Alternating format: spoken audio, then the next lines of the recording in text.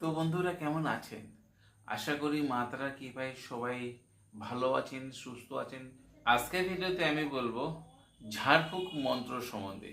এই ঝাড়ফুঁক মন্ত্র যে কোনো কাজে আপনারা ব্যবহার করতে পারেন।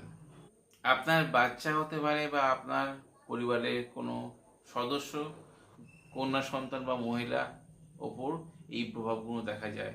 আপনার বাচ্চা খেতে অল্প পরিমাণ, কিন্তু সে এখন খেতে চায় না। যদি বা খায় সে বমি করে দিচ্ছে, সন্ধে হওয়ার পরে গা গরম লাগছে, কাঁপুনি আসছে, হালকা হালকা জ্বর আসছে। যদি এমনটি হয়, এই ঝাড়ফুঁক মন্ত্র দিয়ে আপনি কাজ করুন, আপনার সন্তানের ওপর নিমেষে সেই প্রভাব থেকে মুক্তি পাবেন।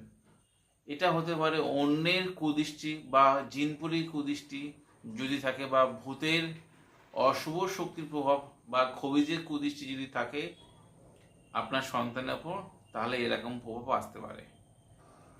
যেসব ব্যক্তিরা তন্ত্রমন্ত্র কাজ শিখছেন তাদেরকে বলবো এই মন্ত্র কণ্ঠস্থ করে রাখতে। যে কোনো ধরনের বাচ্চার উপরে অ্যাপ্লাই করলে সেই বাচ্চা কিন্তু সুস্থ হবে। বিশেষ করে দেখা যায় অন্যের কুনজর, ডাইনির কুনজর বা অশুভ শক্তির প্রভাব, সেই বাচ্চার শরীর ভারী ভারী মতো লাগছে, এটা হতে পারে বাচ্চার উপর আসতে পারে, বা বয়স্ক কোনো ব্যক্তি মাঠে থেকে ঘরে আসলো, হালকা হালকা গরম গরম লাগছে, জোর ওষুধ খাইয়েও কাজ হচ্ছে না, তখনই আপনারা এই ঝাড়ুর মন্ত্র দিয়ে আপনি একবার কাজ করুন, দেখবেন সেই প্রভাব থেকে মুক্তি পাবে। এই ক্রিয়া করতে হলে রবিবার বৃহস্পতিবার বাদ দিয়ে যে কোনো শুভ তিথি দেখে আপনারা কণ্ঠস্থ করে রাখলে আপনার কাজ হবে। তবে আপনারা করবেন কি, রুগীকে সামনে বসিয়ে ভিডিওই দেওয়া মন্ত্রটি আপনারা 7 বার পাঠ করে 7 বার ফুঁক দেবেন, এবং রুগীকে সামনে বসিয়ে, সে শিশু হোক চাই বয়স্ক লোক,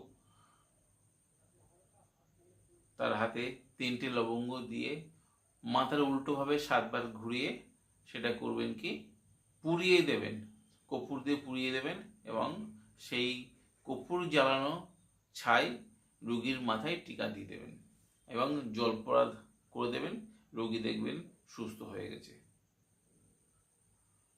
মন্ত্রটি ভিডিও শেষে দিয়ে দেবো, আপনারা দেখে নেবেন। আর আপনাদের যদি ভিডিও দ্বারা উপকারে আসে, সোশ্যাল মিডিয়ায় বা আপনাদের পরিচিতদের কাছে শেয়ার দিতে ভুলবেন না।